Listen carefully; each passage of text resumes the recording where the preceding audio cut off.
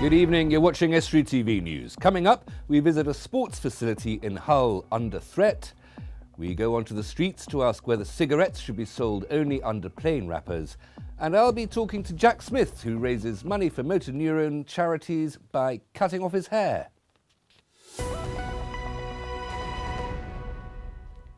Welcome to Estuary TV News. I'm Hugh Richards. First of all, it's over to Richard Morris for the news headlines.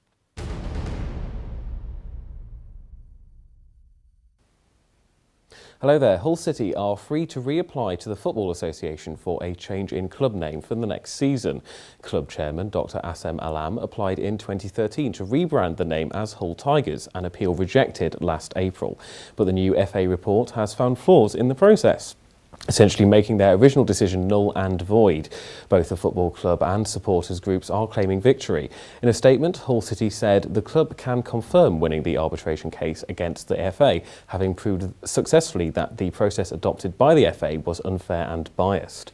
However, the report stated the club was made aware of the importance attached to its supporters' views and took the position that they were irrelevant or barely relevant until a very late stage. Even then, the ballot conducted was unimpressive, but it was duly taken into account by the council. 5 men and a woman have been sentenced to a combined sentence of 30 years and 3 months for their part in an organised crime group involved in a large conspiracy to supply Class A drugs across the country. A car stopped on the 1st of September 2013 contained a small amount of cocaine and was driven by one of those sentenced. Since then, ongoing investigations led to drugs raids at 4 addresses in North East Lincolnshire. The intent to supply eventually led to the Crown Court's sentencing. An unusual photography exhibition is running until the end of the month at Caister Arts and Heritage Centre. Students from Lincolnshire Montessori School have been working on their photographs for the past 6 months. Already, members of the public have been asking to purchase some of the photos on show. Started this project last year actually, worked with a colleague who's a professional photographer who was really keen to work with the primary age children in the school, and she's come along and she's been running weekly workshops on photography for the children aged between 7 and 11 right up until now really, till the exhibition. It was fascinating and I'm so incredibly proud of them because everything that I said to them, they've listened, they've taken on board. They had to consider things like composition and light and think about the subject that they're photographing, think about the background, think about what their image is telling the viewer. It's about communication and perception, and I'm just incredibly proud of the work they've done. And you can hear more about that in tonight's show. That's all from me.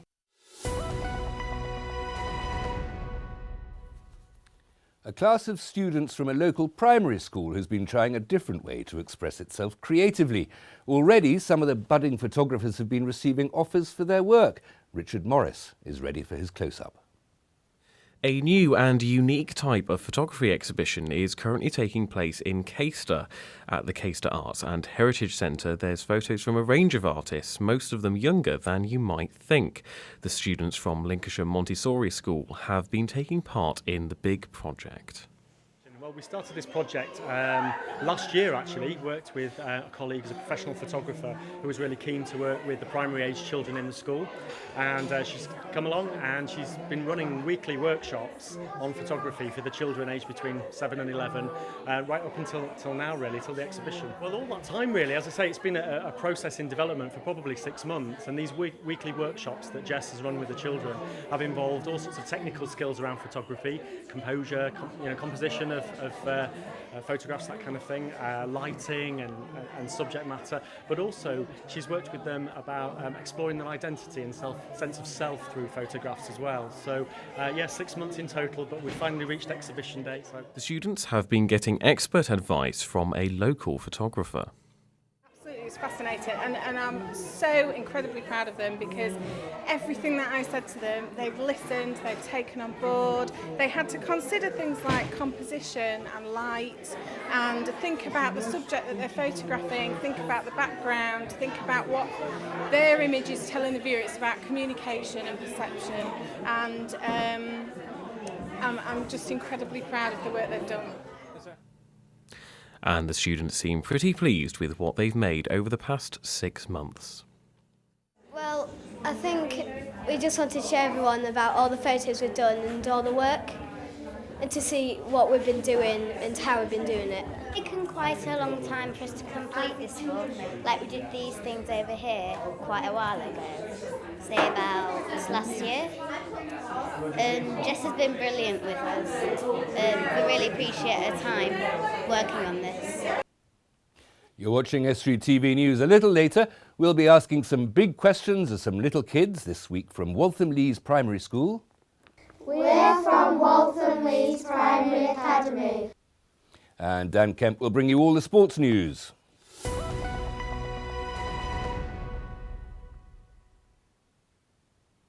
Jack Smith is going to cut off all his hair for motor neurone charities. Jack, welcome. Thank you very much for coming in. Hello. You've got quite a lot of hair. Yeah, 5 years. 5 years growth. Yeah, 5 years. What gave you the idea of growing the dreadlocks in the first place and then cutting them off for a charitable cause? It was quite interesting, actually. Quite a few years ago, my uncle had dreadlocks and he decided to cut his off to raise money to get a child a new heart. And after that, I was just so encouraged. The first chance I got to have dreadlocks, I got them just to raise money for a special cause. So it's a long-term investment, isn't it? Because it takes a while to grow dreads like that. It is, yeah. Dreadlocks is all about commitment, and it does. It's all about commitment. It's all about commitment. You have to put the effort in to grow those. Got to get the effort in, and you've got a member of your family inspired you to do it because he'd saved a child's life by doing this. Now you've got a closer connection to motor neurone disease. Yeah, that's right. My grandma actually died of it last year, so it's a good chance to give something back and help some people out. This dreadlocks what are they? They're about 3 feet long. They're getting quite long. Yeah, they're getting there, but it's definitely time to get rid of them. And with the passing of my grandma, I couldn't think of a better reason to do it for. Well, absolutely. How long did it take to grow that?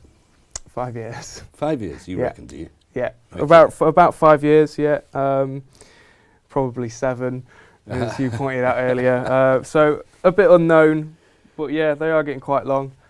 When this event is it's part of the big cut for motor neurone disease. So when's the event going to be? The 11th of April. So Saturday, the 11th of April at the venue is the Seven Seas Pub in Coniston Avenue in Scartho and Grimsby. Yeah. And that'll be, it says, from 6 to midnight. It's not going to take you 6 hours to cut your hair. No, it's not. We have a full night full of fun events. We have the Earthbound Misfits coming down, doing a juggling show and a fire show. And we've also got a great lineup of bands coming down, and everyone's welcome if you fancy coming down and having a little dance. If you wanted to do this again and raise money for another good cause, you'd have to wait another 7 years to grow your hair back, wouldn't you? Yeah, I possibly would. Are you going to cut it, shave it right down to the scalp? Or I think I'll leave a little bit. Just because, it's been a while, so I think going fully bald might... You don't want to get a sunburnt pate. No, I know summer is on its way. I know from experience. If people want to provide money for the motor neuron research, they can turn up on the night, presumably. They can, yeah, that'd be nice.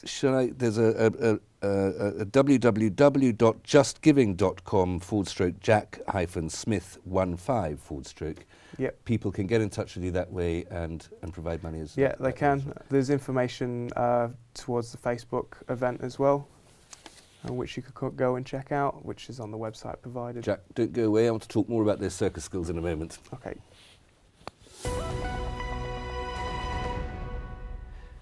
The issue of cigarette packaging has been in the news these last few weeks. Would plain packs stop the young from starting to smoke or help smokers to quit the habit? We wanted your thoughts. Over the last 10 years, we've seen various reforms introduced to discourage smoking. We've seen it banned in pubs. We've seen shutters introduced on cabinets in shops. Today, I'm here to ask the people of Grimsby, will this week's introduction of plain packaging really make a difference? No, not really, no. Will you carry on? Probably, yeah. Trying to start, but probably not. Not really thought about it, to be honest with you. No, I smoke backy. Yeah, will it? I mean, it'll be plain packaging for for Backy as well. Will it make a difference to you? I can't see it making a difference at all. I think it's stupid. It don't bother me. It does me. I think it's stupid. Because you buy a packet of cigarettes by the brand, don't you? Yeah, but they'll still be branded. But how do you... No, not really, because they're going to be plain. But there'll still be a brand of a fag, won't there? And the shop will know which brand it is you're asking for, so what's it really matter? Because you don't know what they're giving you. I think it's pointless, yeah. I think if you're going to do it, it's like drugs. It doesn't matter that they're illegal. If you're going to take them, you're going to take them. But, you know, I applaud the government for doing it, but until the government just stops selling them, stop preaching to everybody that they can't smoke. Don't sell them then, make them illegal. Well, I'm not a smoker myself, but, you know, well, I was 30 years ago. But I think it's a waste of time. I do, honestly. Because, let's face it, the kids these days, if they want to smoke, they'll smoke, won't they? And the people that's been smoking for years, I don't think a plainness of the packet or anything like that's going to make any difference. Why do you think it's a good idea? Oh, because anything to stop people smoking, it's not good for you, full stop. I'm guilty of having a couple every now and then, and I don't think actually, I think there's plainer than, now they obviously, because they close it off behind the cupboards anyway, that's already deters people from smoking. It's one of the evils of life, it's not necessary. Last week it was announced that Hull's Airco Arena would be converted into 3G pitches that will be used to train Hull City's youth academy. It's managed by a management company owned by the Allams, who also own Hull City. The announcement has caused uproar among many local sports clubs that use the facility and now have just a month to find new homes. James Dunn spoke to some of those leading a campaign against the closure. The arena is owned by the council, but leased to the management company, which says it faces criticism whatever it does, as many people want to see them invest in homegrown talent from Hull. The owners put a lot of money into the academy in the last 12 months. And we've been criticised in the past for not putting money into the academy, and now we are, to try and make our local lads, give them the best possible chance of being professional footballers. This is more than just a closure. It's a real-life underdog story. From netball and gymnastics to wrestling and roller derby, a diverse range of clubs are now using their passion and dedication to take on the multi-million-pound might of Premier League football. Airco Arena had a great diversion of activities. There's so many different things that covered so many demographics, from our live events to all the other community sports that are now looking for homes and really struggling to find homes. It is frustrating that as we're leading up to 2017 with the City of Culture, that all of a sudden these sports, these activities, these events are left without a home when it's a huge part of Hull's culture. We're not professionals, you know, we're an amateur sport, but we do have some high-performing players. We just seem to get left behind, I think, yes. Yeah, it's frustrating. This building is unique in Hull. Yorkshire Jets played there last night in a Super League netball match, some of which pull in up to 800 spectators and are covered by Sky Sports. Wrestling pulls in crowds of up to 1,000, and the club has its own show here on Estuary TV. And there isn't a similar alternative within the city. We're struggling, to be honest. There's no real facilities in Hull that are quite like the Airco Arena that are going to fulfil our needs in terms of getting the amount of people in. Like I said, our last event got 1,000 people. The next closest venues hold about 400 or 500 people. It's really important. It's the only venue that we've got that would accommodate, it's got 3 netball courts inside, and it's the only venue that we can provide our junior clubs with, well, any clubs really, with winter tournaments and leagues.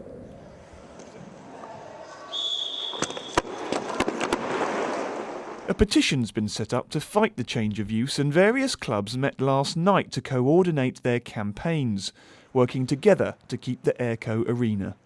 Hull City has not released a statement on the move, but some still hold out hope that they'll listen to the community. I'm still of the mind of, I'm trying not to see it as a battle. Like I said, I'm a big Hull City fan, very appreciative of what the Allams have done, not only for the club but for the city. They have done some fantastic stuff locally for Hull. And I do honestly believe the Allams still have Hull at their heart. But I think this might just be, I'm hoping this is just an oversight. I don't think they probably realise the impact it would have on so many different organisations and the people of Hull. Jack Smith is still with me. Jack, as well as cutting off your hair for motor neurone disease, you'll be bringing all sorts of other circus skills and other performance skills to this event. Yeah, that's right. The Air Pharmacists will be joining us. The the Earthbound Misfits. Yeah, that's right. That's the name of your circus outfit, is it? Yeah, they're a local circus company. You probably would have seen them out and about in town, stilt walking and stuff like that. And they also put on a lot of great events at Cabourn Parva, where a lot of local festivals and local artists go to just have a good time. And what's your particular circus skill? I like poi, but poi. What, shepherd's poi? No, it's poi spinning. But one of the most known is juggling clubs, which have just started, and forms of clowning, which we'll also be doing on the night as well. And you, this is professional stuff. You tour around Europe. Yeah, we've been all over the country, sometimes Europe as well. Very professional and lots of fun. And you've also been involved on the production side, I think, with musicians, with music. Yeah, that's right. Luckily, I'm blessed with some very talented friends.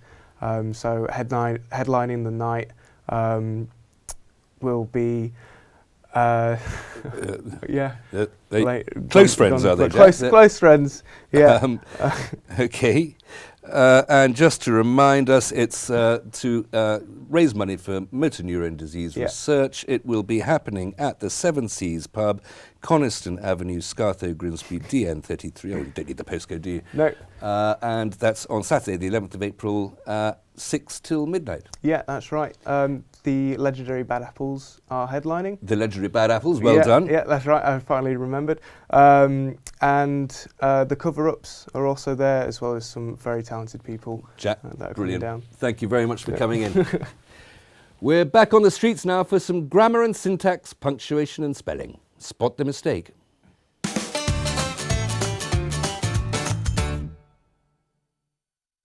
We're here in Grimsby and we're asking people what's wrong with this sentence. Note to self, always pay attention in Subway, whatever that was I just eat was not what I ordered. Of course the correct answer is, note to self, always pay attention in Subway, whatever that was I just ate, it was not what I ordered. Let's see how people get on. Note to self, always pay attention in Subways, whatever, yeah. Note to self, always pay attention in Subway, whatever that, the A was missing, was I just eat, oh God, it's horrible. No, I can't. Subway, whatever that, well you've put that instead of that. Yep. Anything else that you can see? I was just eat. Well, that doesn't make any sense either. I was just eat. Oh my God. What? Just that. Okay, so there's a missing letter in that. Yeah. Anything else? I can't really see out now. I note, and you don't have to say to self. What I just ate was not what I ordered. I can't make it. I can't do it because it doesn't make sense. Okay. Note to self: always pay attention in subways wherever you are. Yes. Yeah. That makes sense. The other one doesn't. No, nowhere near. Does that make more sense? It does make more sense. Brilliant. Note to self: always pay attention in subways. Whatever that was I just ate was not what I ordered. All right, okay. That makes more sense. All right. It makes sense now? Yeah. Over now to Waltham Lees Primary School to get some answers to big questions.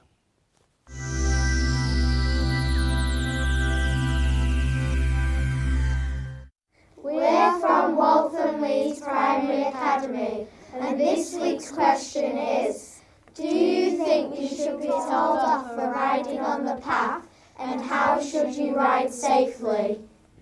Well, if it was like an older person that like may not be like as sensible, or like someone trying to ride into people purposely, then yeah, they should be on the road. But if it was a 4-year-old girl that has stabilisers on a bike, she shouldn't really have it confiscated if she's on the road. I don't think she should, because she's 4 years old, and when I saw it on the news it looked like she was on a main road there, so if she went on a main road and she was 4, then it's not safe for her or anybody else. No, because she might have just started riding a bike and she might not have had enough experience to go on the road, and if she would have hurt anybody, it wouldn't have been on purpose, but she's only 4. I don't really know, because if it was like quite a busy road, then maybe it's maybe the parents' fault because they should wait until she's got more confidence, or maybe it's the policeman's fault because there's much more important crimes than telling off a little girl for riding on a bike. Well, I think they should be near the parents and stick to one side of the path so they don't cycle into anyone who's walking.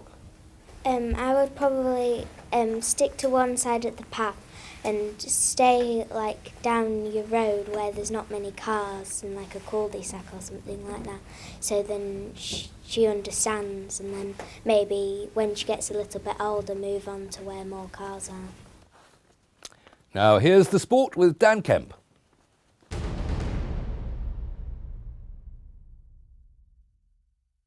North Ferriby are away at Solihull Moors tonight in the Conference North. Russell Fry returns to the side after a one-game ban picked up in the FA Trophy semi-final, and Nathan Peat misses out. The Villagers will be looking to avoid the repeat of the 3-1 home defeat they suffered in the reverse fixture earlier this season. The side are currently 11th in the Conference North and have an outside chance of reaching the playoffs. Hull Kingston Rovers have released hooker Keal Carlisle from his contract with immediate effect. The player has found first-team opportunities hard to come by so far this term, with French international John Boudebza and new loan signing Sean Lunt ahead in the pecking order. The club are now allowing him to seek first-team opportunities elsewhere. Hull City's Andrew Robertson believes recent striker signing Darman Doy has made a big impact on his teammates. The Senegalese centre-forward has already netted 3 times in 4 starts since swapping Lokomotiv Moscow for East Yorkshire. I think him and Jelavic have got a good partnership together, and Jelavic is kind of bouncing off him as well since he's come in. I think Jela's scored 2 or 3 goals, so they just both seem to be bouncing off each other, and they're doing really well. And even Hernandez, that's maybe a wee bit frustrated on the sidelines. You get his games lifted, and when he came on against Stoke, I thought he was brilliant, and I think that's just a competition for places. Hull Ionians returned the place at the top of the National League 2 North with a 29-18 win over Harrogate. Eyes ran in over 2 tries in each half of the contest. Sam Wilson went over in the corner 5 minutes after the interval, and Luke Thundercliffe went through near the close of play to seal the victory. And that's all for the sport. Just time for an email from Mick Needham. Please, please, please don't let any more Southerners onto the channel. It's being overrun. It's supposed to be a local TV channel. We don't want to hear after Past and Doncaster. I'd listen to BBC London. I watched the politics programme with Hugh Richards the other night, and he said or 247 times. Mick, by gum. Until tomorrow, good evening.